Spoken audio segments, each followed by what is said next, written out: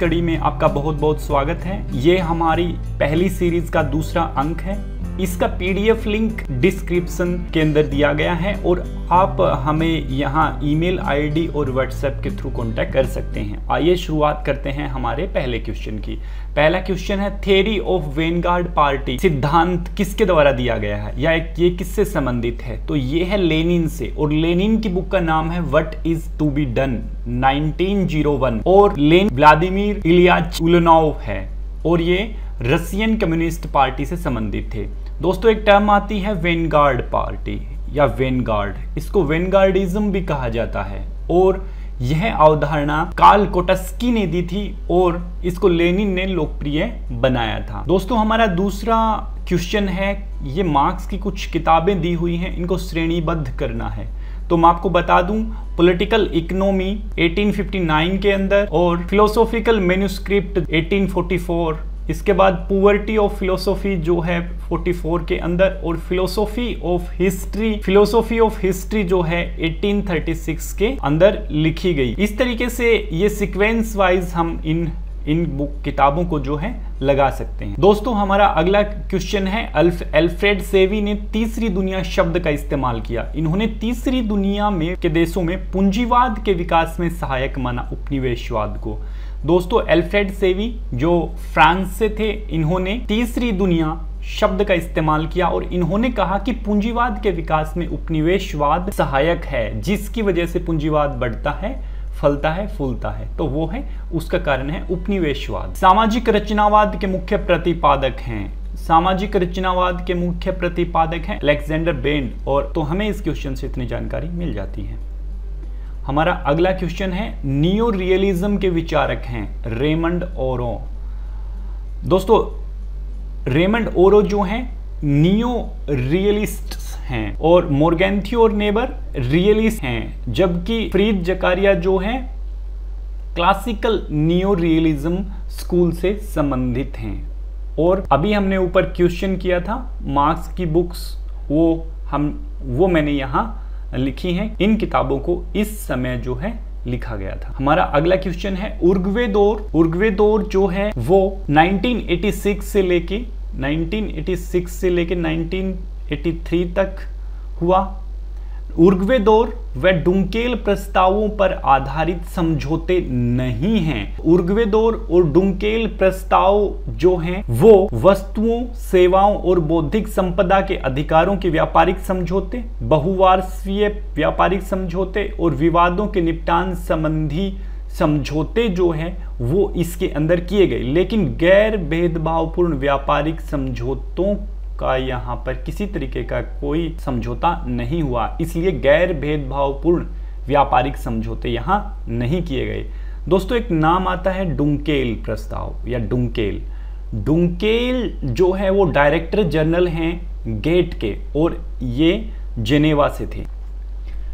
हमारा आज का नेक्स्ट क्वेश्चन है, भारत के संविधान में 103 संविधान संशोधन हुए हैं। हाल ही में हुए संविधान संशोधनों में से गलत है। दोस्तों ये संविधान संशोधन हुए थे, 100वां संविधान संशोधन जो है भारत और बांग्लादेश के बीच में हुआ।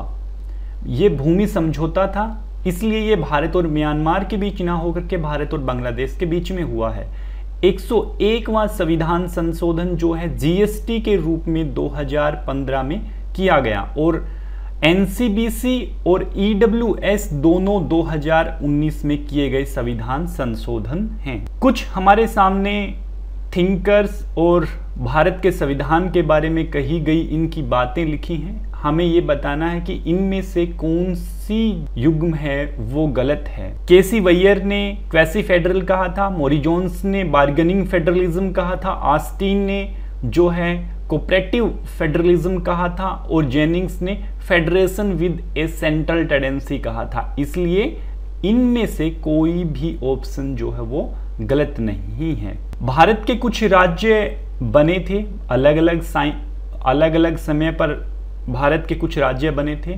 उनमें से पुडुचेरी जो है 1962 के अंदर, सिक्किम जो है 1974 के अंदर, गोवा जो है 1962 के अंदर और हरियाणा पंजाब जो अलग हुए थे 1966 के अंदर। तो इस तरीके से हमें ये याद रखना है, हमारे लिए मोस्ट इंपॉर्टेंट है कि गोवा किस समय आजाद हुआ और किस समय जो है वो भारत का राज्य बना। जो 1987 में गोवा जो है उसका पुनर्गठन किया गया और 1987 में वो भारत का राज्य बना। कृष्णा नदी विवाद है। कृष्णा नदी जो साउथ के अंदर बहती है, महाराष्ट्र, कर्नाटक और आंध्र प्रदेश में कृष्णा नदी को लेकर के विवाद है। इसमें से हमें गलत युग्म की पहचान करनी है।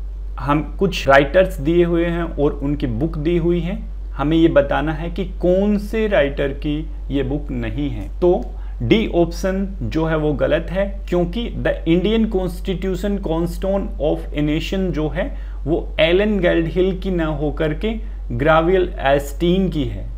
तो ग्रेविल एस्टीन की बुक है the Indian constitution cornerstone of a nation. निम्न में से राष्ट्रीय पार्टी नहीं है, नेशनल पार्टी नहीं है। आपको पता है कांग्रेस जो है नेशनल पार्टी है, तृणमूल कांग्रेस को भी अभी नेशनल पार्टी बना दिया गया है और अभी नेशनल पीपल्स पार्टी को भी नेशनल पार्टी बना दिया गया है। इसलिए आरजेडी जो है वो नेशनल पार्टी नहीं है। इसको 1997 में लालू प्रसाद यादव ने बनाया था और ये पार्टी बिहार से संबंधित है। पाबना आंदोलन, ये एक किसान आंदोलन था, पाबना आंदोलन से संबंधित हैं।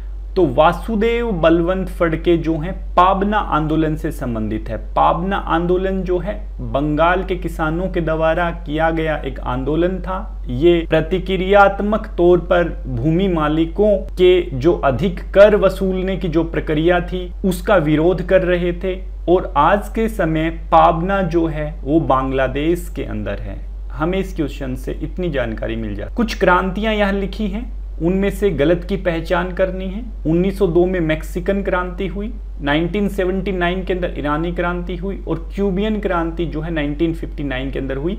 इसलिए डी ऑप्शन हमारा ठीक है, क्योंकि इनमें से कोई भी जो क्रांति है वो गलत नहीं लिखी हुई है। बेल्जियम में 4 प्रधान दल हैं और ये चारों प्रधान दल फ्रेंच और फ्लेमिश शाखाओं में बटे हैं। हमारे यहाँ 2 क्वेश्चन बनते हैं कि बेल्जियम के प्रधान दलों के बारे में बताओ। तो बेल्जियम के प्रधान दल हैं लिबरल, क्रिश्चियन, डेमोक्रेटिक दल और सोशलिस्ट दल, और ये चारों दल फ्रेंच और फ्लेमिश शाखाओं में बटे हुए हैं। इसलिए हमारा उत्तर जो है वो ई ऑप्शन होगा, क्योंकि ये सारे के सारे दल जो हैं वो इन 2 शाखाओं के अंदर बटे हुए हैं। पूंजीवादी विश्व व्यवस्था का स्रोत यूरोप में नहीं बल्कि इसका उद्गम एशिया में हुआ। पूंजीवादी विश्व जो व्यवस्था है उसका उद्गम एशिया में हुआ, ऐसा कहते हैं एजी फ्रैंक। और एजी फ्रैंक की बुक का नाम है capitalism and underdevelopment in Latin America और crisis in the world economy जो है इनकी बुक का नाम है। छावनी परिषद गठित किया गया। छावनी परिषद जो है 2006 में गठित किया गया और छावनी परिषद को कंटेनमेंट भी कहा जाता है। ग्रेप वाइन जो कि एक इनफॉर्मल कम्युनिकेशन है, इसकी जांच क्रिट डेविस ने की थी। इन्होंने निम्न में से कारकों की पहचान की। इन्होंने एक एकल वाक्य, गपशप, संभाव्यता, झुंड, इन सभी की पहचान जो है ग्रेप वाइन की जांच कर रहे थे डेविस क्रिट ने की थी। हमारा नेक्स्ट क्वेश्चन है रूसो की सामान्य इच्छा। रूसो ने एक सामान्य इच्छा का सिद्धांत दिया था, उसको शीश कटा लेवियाथन किसने कहा? वाहन ने उसको शीश कटा लेवियाथन कहा। और रूसो की सामान्य इच्छा सिद्धांत जो है वही उसका राजनीतिक दर्शन का आधार है। सब नागरिकों की वह इच्छा जिसका उद्देश्य सामान्य हो। रूसो ने इसको अविभाज्य, अदेय, स्थायी और निरंकुश कहा। तो इस तरीके से रूसो ने सामान्य इच्छा का सिद्धांत दिया और हमें इस क्वेश्चन से इतनी जानकारी मिल जाती है। शांति कायरों का सपना है, ये कथन संबंधित है। ये कथन जो है फांसीवाद से संबंधित है और फांसीवाद जो है बेनिटो मुसोलिनी और फ्रैंको इससे फांसीवाद से संबंधित है। ये हमारी पहली सीरीज का दूसरा अंक था और इसमें हमने 20 क्वेश्चन किए। आपको ये वीडियो कैसा लगा? आप लाइक, कमेंट एंड शेयर इसको जरूर करें। और ये जो मेरा YouTube चैनल है डिस्कोर्सेस, इसको सब्सक्राइब जरूर करें। अगर पॉलिटिकल साइंस के आप स्टूडेंट हैं तो ये चैनल आपके लिए बहुत महत्वपूर्ण हो सकता है। Thank you.